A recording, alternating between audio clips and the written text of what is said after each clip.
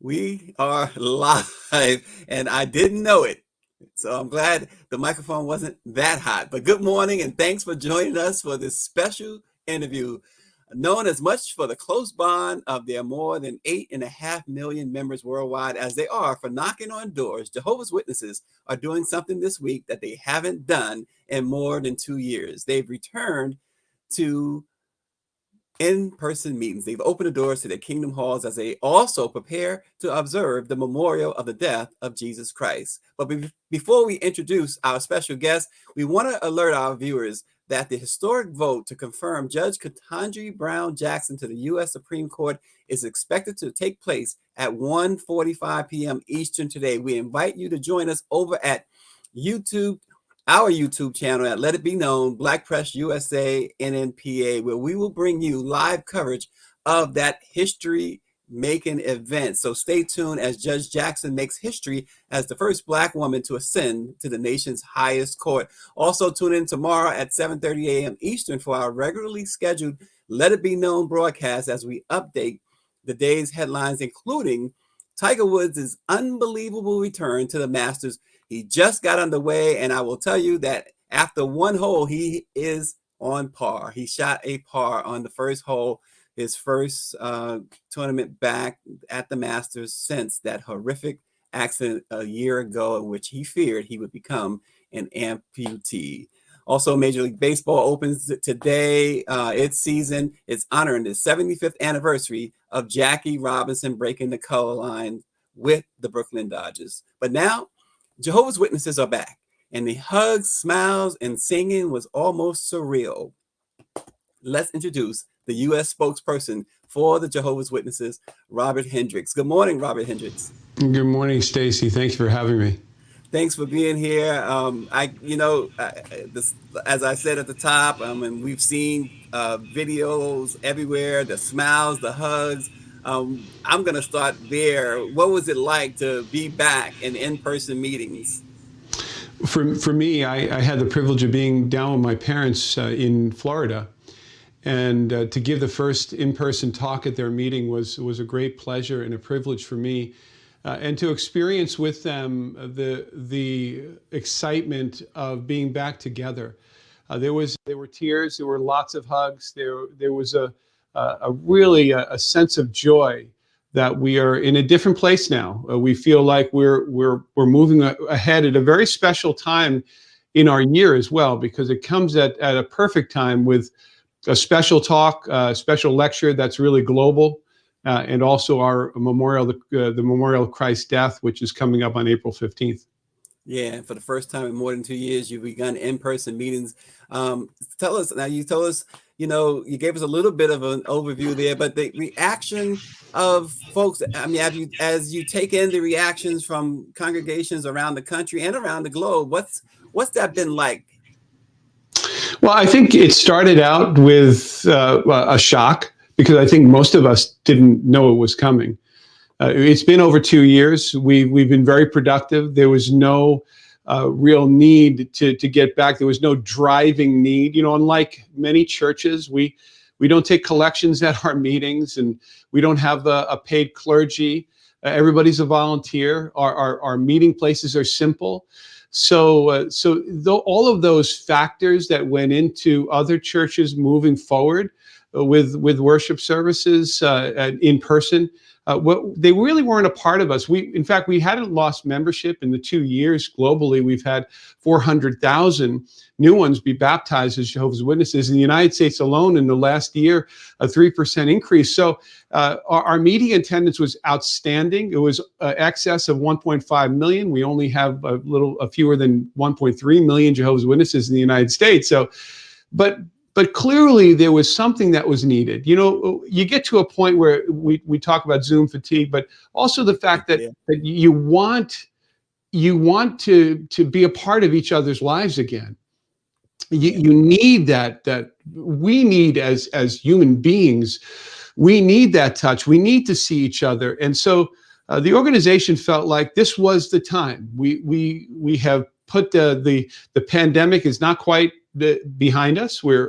We're still in a pandemic. We still have an urgency, and we have to be careful. But it was definitely the time to be able to give people a choice. Remember that Jehovah's Witnesses are not simply coming all back to our kingdom halls. We are giving a choice to our congregants to either come back or to remain where they are, and some are doing that. But those who are coming back, there has been great joy. I mean, we experienced it too down in Puerto Rico when we did our pilot meetings some months ago. There was just an incredible energy. But at the same time, there's anxiety. You know, for 2 years, we have been raising the level of urgency about this pandemic among our brothers and sisters, among all of our congregants, in fact, to the world. We've raised that level of urgency and alertness, and all of a sudden now we're saying, come back. And so there is a level of anxiety. We heard one person last week who said that she was just sitting in the parking lot and she was afraid to go in. She did, and she was happy she did.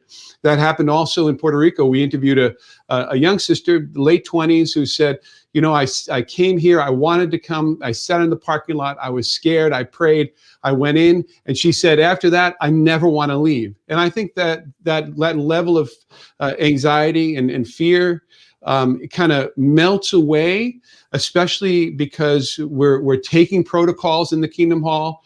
The congregation, generally, they're all masked. And so we know masks work. And those who aren't comfortable in physical touching, we're respecting that. And we're respecting the personal decisions to vaccinate. We're respecting the personal decisions to come or not come. And so I think it's a beautiful environment that has maintained our unity and now is enhancing our unity. Yeah, and so Robert, why now?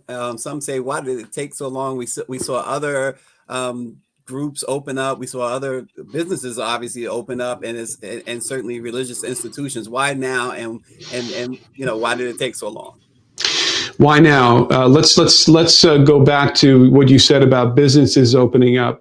You know, there clearly there's an economic incentive for businesses. There's a need. There's also a desire among people generally to get back to a sense of normalcy. But I think all of us know there will be no normal after this pandemic. It's a different world that we live in, and we have to acknowledge that.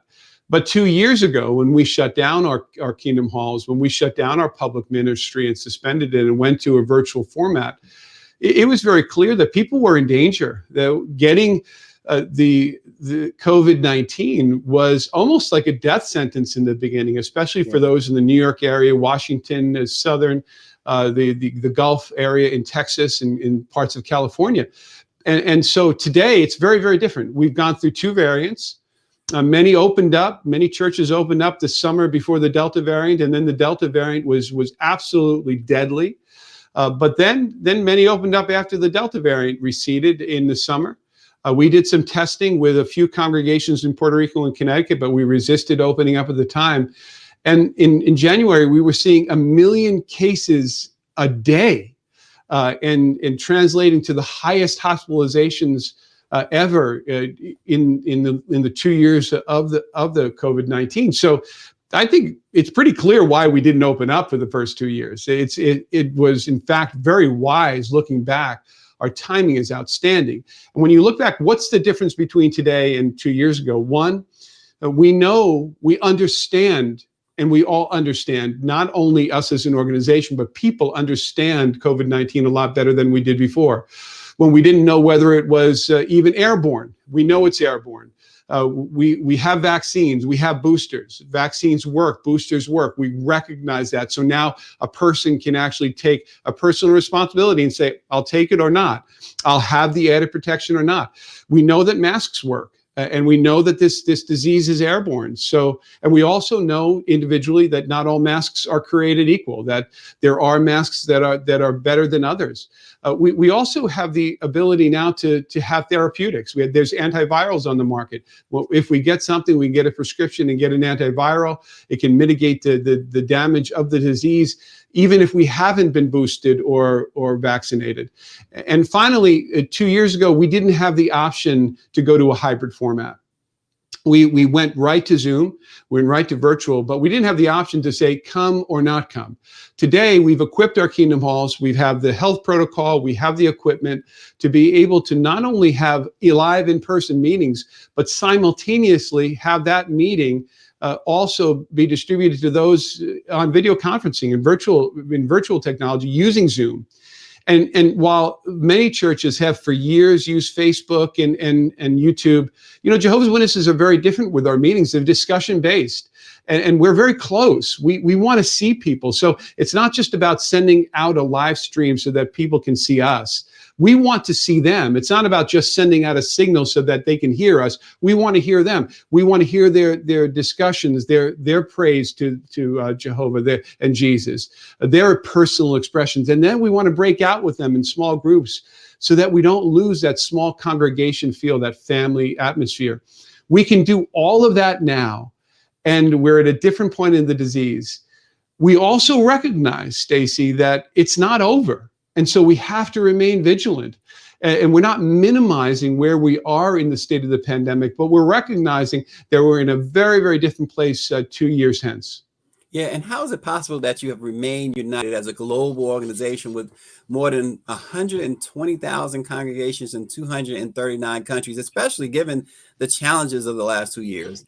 It's a miracle. And really, we just have to say it's God's blessing, because as people individually, we all have our views. Perhaps we even at the beginning said, why are we shutting down? Why can't we go door to door? Why can't we go to our Bible studies and visit their homes? Individually, we may have things in our heart, and we have to align them to the greater good. And as Jehovah's Witnesses, we do that very well. We're a very united people, and we're united by the bond of love. Jesus said in John 13:35 that his disciples would have love among themselves. You would know them by that. It would be an identifying mark of them. And so when you have love, there's peace. When you have peace, there's unity. And the unity, the binding element of unity, the Bible says, is love. Love is the perfect bond of union. And so when you look at Jehovah's Witnesses today, we're certainly not perfect, but as an organization, to be able to shut down at one time, be completely united in all 120,000 congregations in all 239 lands, and then to be able within a couple of weeks to restart globally, it's a miracle that doesn't exist in any other organization on the planet. Well, everyone, Robert, learns from history. They learn from challenges and experiences. What have been the lessons? Are there any silver linings? I think there are. First of all, when you go through something like this as an organization and you go through it successfully, as we have, we've been very active. Since March of 2020 to November 2021, we've spent 400 million hours just in this country in writing letters and making phone calls. We've had an average attendance at our meetings of more than 1.5 million, whereas we only have fewer than 1.3 million Jehovah's Witnesses. We released 77 new language translations of the Bible during that period of time. We held 2 virtual conventions in 500 languages that were available in 239 lands. We have been active. And so when you go through something like this, you remain active, and you go through it as congregations, as groups, as the organization. You individually get stronger, but you bond closer together. It's like being in the trenches together for a war. And this was a war in some sense, especially at the beginning. And we cared for each other, which was the family program. The largest organization or largest distribution in the country. All of that kept us so busy that we hardly knew the time passed, and we kept us together. Our congregations are small purposefully, and then they're broken up into smaller pastoral groups. And so shepherding was key, keeping in touch on a regular basis. At the beginning, it was daily, and then weekly, so that we knew our older ones were cared for, that they had the food that they needed, that they didn't have to leave their home to put themselves at risk. Probably hundreds, if not thousands, of lives were saved by those efforts. And so, you go through something like that and you look back and you say, God cared for us in a very different way in the last 2 years than we've ever seen before. And that builds your faith. Also, though, when you look at our organization, we're really better able to deal with the fact that not everybody can go to an in-person meeting. It's been like that for years with Jehovah's Witnesses. We've had phone line hookups and people on the other line, on that line. Sometimes in congregations, we'd have 15 or 20 who perhaps because of health or age or disability weren't able to come. And now we're able to see them. We're able to provide that option in this hybrid format. And no doubt it has been able to serve them better and lift their spirits to be able to be not only to hear what we are doing, but also to see and be seen, to hear and be heard. And I think that has been a wonderful blessing. And finally, I think our in-person ministry being suspended 2 years ago helped us to rediscover some old methods, writing letters, making phone calls. And in some ways, we've covered our areas called territories and congregations better than we have in many years, and reached people that we would have never reached before. So I think I can go on and on about the silver linings, but I will say this: it's not to minimize the very horrific effect this pandemic has had on the world and on Jehovah's organization, on God's people among Jehovah's Witnesses, because we've lost many, and many have gotten sick. So we don't minimize that, but we look at these silver linings, and they're numerous. Yeah, you mentioned letter writing and other forms of your ministry. I know a lot of folks who are Jehovah's Witnesses and who are not Jehovah's Witnesses are wondering, when will you be knocking on doors again?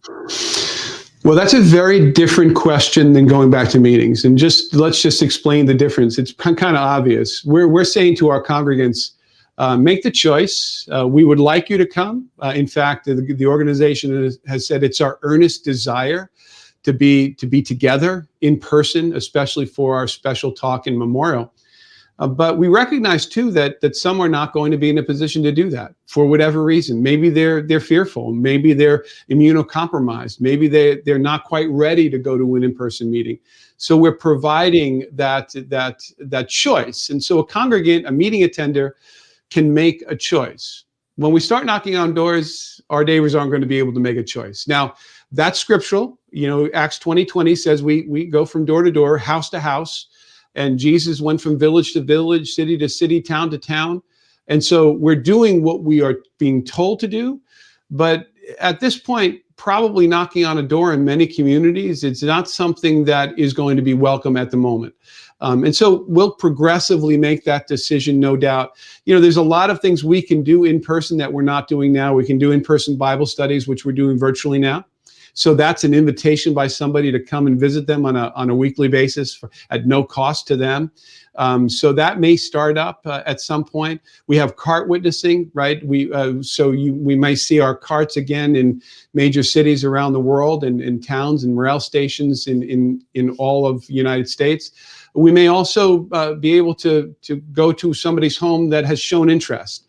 All of that, no doubt, will start well before our door-to-door ministry. In other words, it probably will start progressively, and there's no way for us to know where this pandemic is going. So we'll wait on the organization to let us know. Yeah, and just to reiterate the importance for Jehovah's Witnesses to go back to in-person meetings. Why was that so important? I think that you get to a point where you look at the virtual meetings through Zoom and you say, they've really provided this stopgap, right? We had no choice before. We had to find a way. And so within just a week or two of shutting down our meetings, we forged a global agreement with Zoom. And we all look back on that moment because we were able then, just a week later, to have a worldwide memorial with 20 million people virtually, which was amazing because of the quick work that was done. And we look back and we say, what a blessing that was.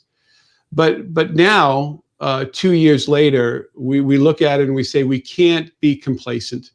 As people, as individuals, we need each other. We need each other in a different way than simply Zoom provides. It takes us to a different level. It increases our joy. It augments the experience. And right now we're at a point where it's the most important moment in the Christian calendar right now, because we're going into the commemoration of the death of our Lord Jesus Christ. And so these moments are precious.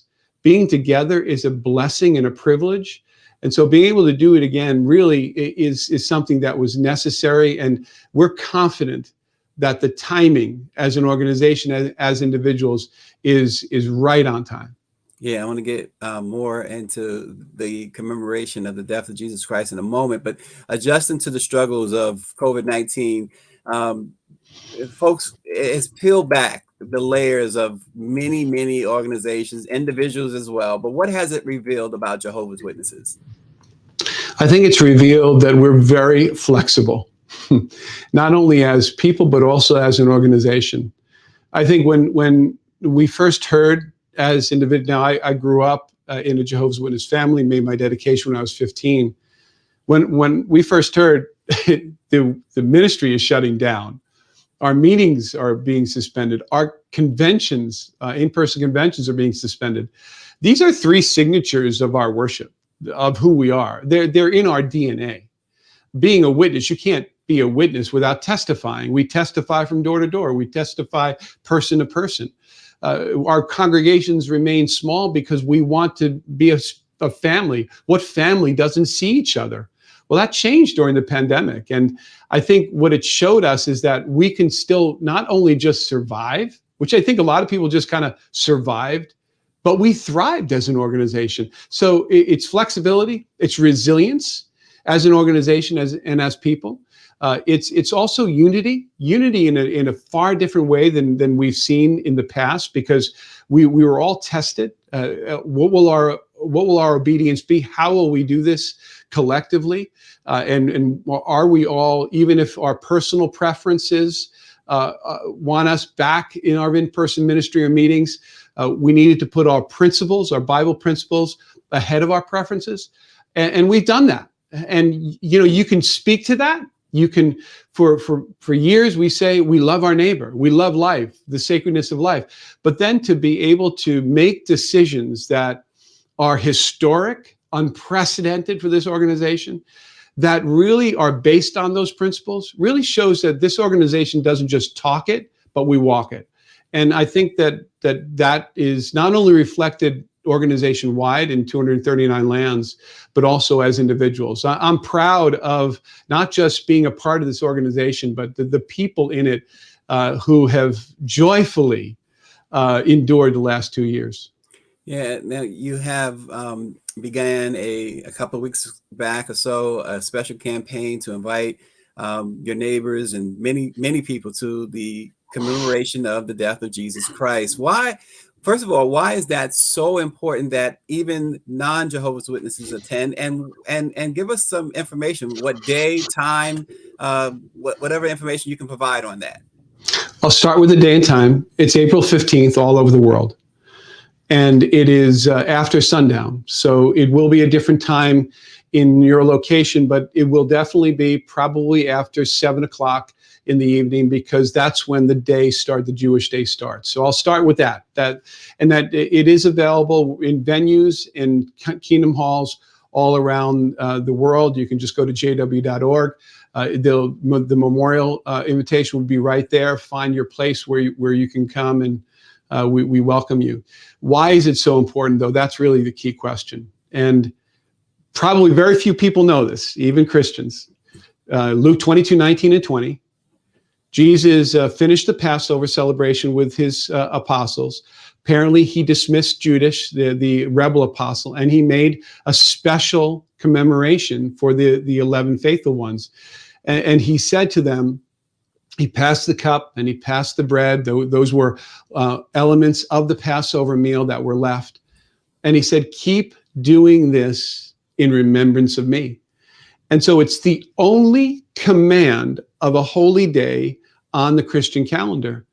And so that's why we do it. And remember that for Christians, it replaced the Passover, because the early Christians all were Jews, or they were proselytes, and they celebrated the Passover. So that was really the last final Passover the last official Passover. They celebrated it, they ate it together, and then he introduced this meal. The Passover was celebrated once every year on Nisan 14, which is on the ancient Jewish calendar.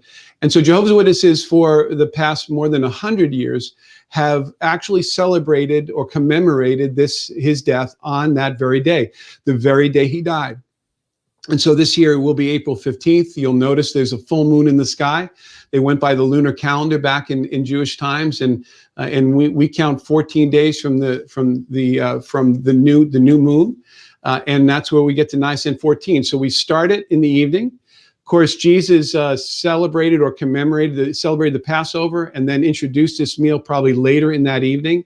The following day, which happened to be a Saturday, is when he actually gave his life. But from a Jewish calendar standpoint, it's the same day, Nisan 14, which would end with sundown on the following afternoon.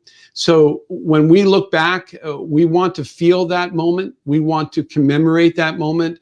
We want to, in a sense, celebrate it in our hearts, because we realize it's the only reason why you and I can stand here today and even have a hope, because Jesus gave his life for us. Yeah, and just going back again to the primary reason we invited you on about the in-person meetings, is there a scenario, Robert, in which you might be, the organization might be monitoring that would result in the meetings being shut down again? I really can't tell you that, because this pandemic has taken us in so many different directions. The one thing we know for sure is that we don't know. We just don't know what tomorrow brings.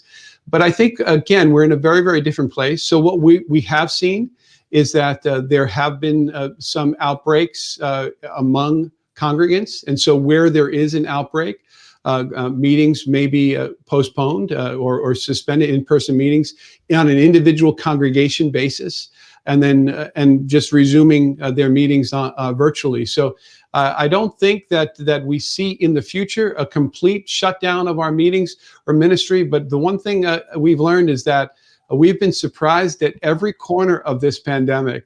And so we'll leave that to people that make these decisions, not myself.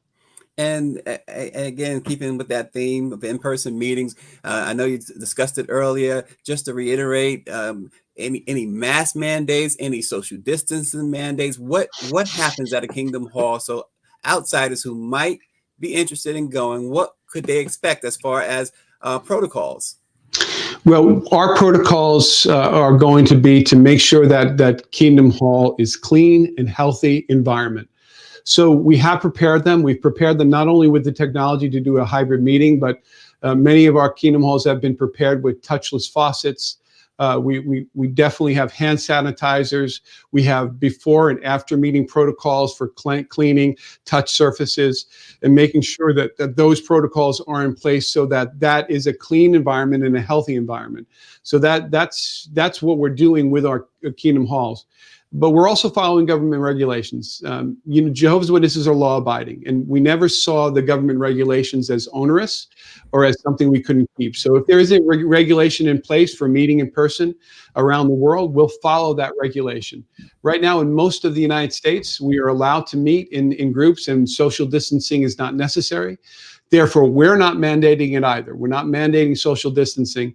We're encouraging mask wearing. And I think what we've seen is 99% of folks are wearing a mask. There are some who may have to kind of just breathe a little bit, but masks are being worn generally at our meetings.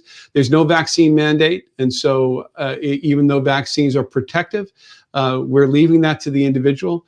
And of course, there's no mandate to come. You can stay home and or stay where you are and receive that spiritual nourishment. So we certainly invite all of the public to come. We should have in excess of 22 million at the memorial this year, because that's where we were last year.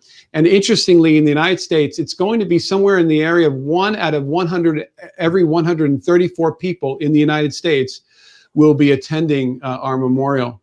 1 out of every 134 people will be attending a memorial somewhere in the United States. In places like Barbados, it will be 1 in 50. So it's amazing how many flock to Kingdom Halls and outside event venues for this very, very important event.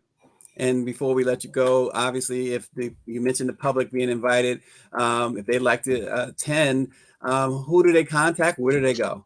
Well, they can contact any one of Jehovah's Witnesses if they know them, and most people do. But jw.org is really the best place. So you go to jw.org. Right now on our website is the memorial celebration commemoration. Click on there, find a meeting, find a Kingdom Hall or a venue that's closest to you, and either call up and get more information, or attend at the address listed and time. The time will be there. It will vary, 7:30. Some will be 9. Some may even be later.